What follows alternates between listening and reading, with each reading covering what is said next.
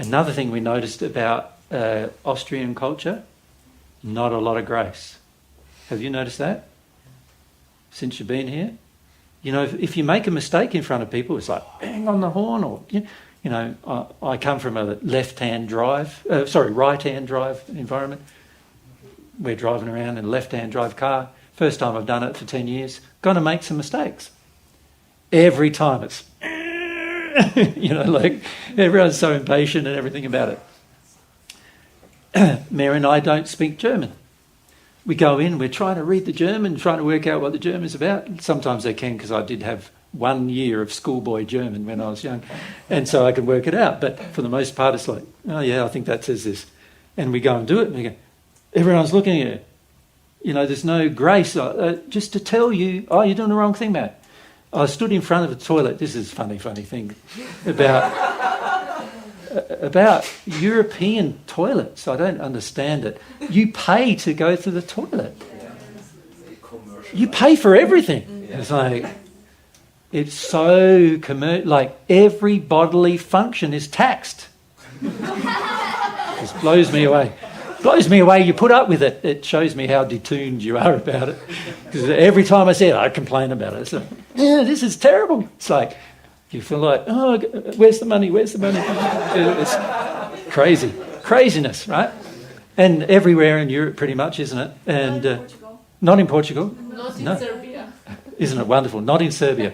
I'm coming to Serbia. And it's like, it's so bad, really. It is actually a combination of a number of emotional injuries, but particularly the emotional injury of wanting to maximise every dollar, every bit of money you can out of something, And this is something your environment is very much onto. It's like one of the things, we notice it in a lot of areas, like in Australia, you buy things in multiples of 500 grams for the most part.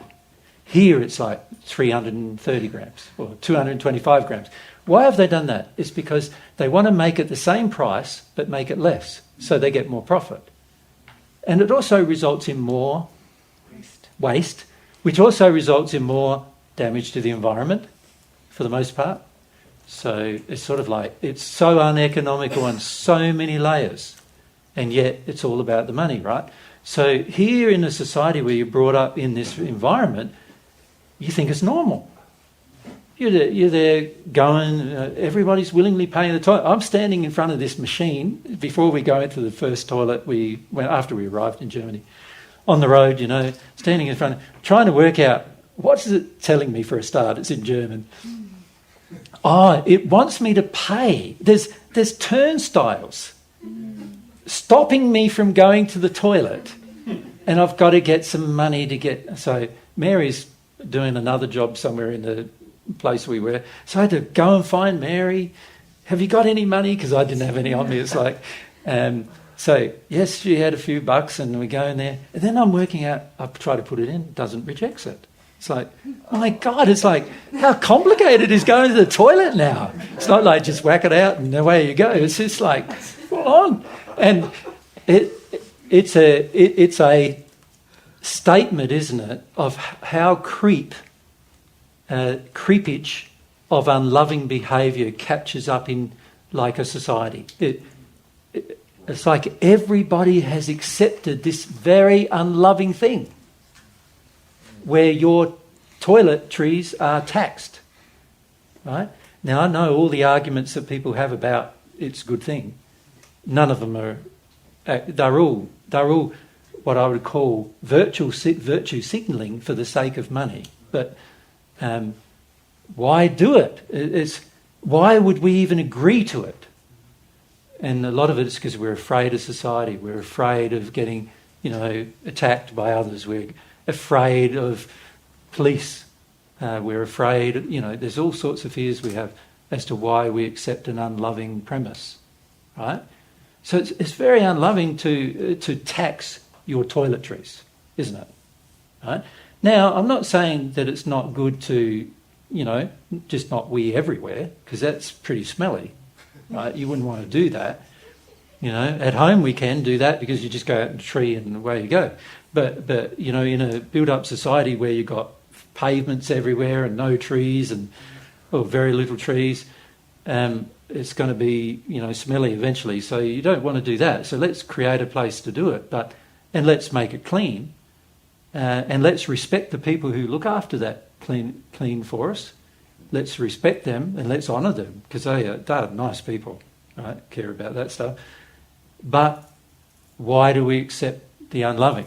It's because we've been taught to over years and years and years and years, right?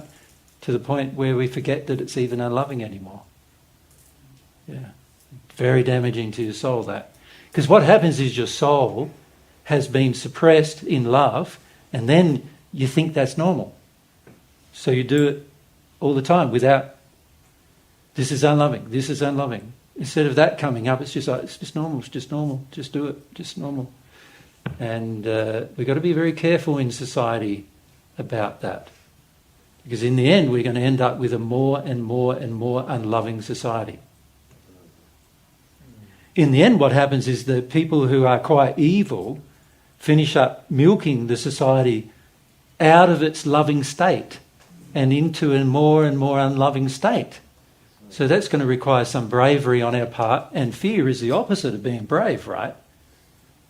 Truth is what makes you brave. Remember I said that earlier. Knowing the truth makes you brave. So you end up at least saying something about it. Start a movement, like Austrian movement for free public toilets. Let's make it a non-profit. And you know what? I reckon you'd get 1 million people helping you out within 6 months. I reckon. Because surely everyone in Austria is sick of the death of it. Right? Or very dehydrated. Or very dehydrated. Yeah. Yeah.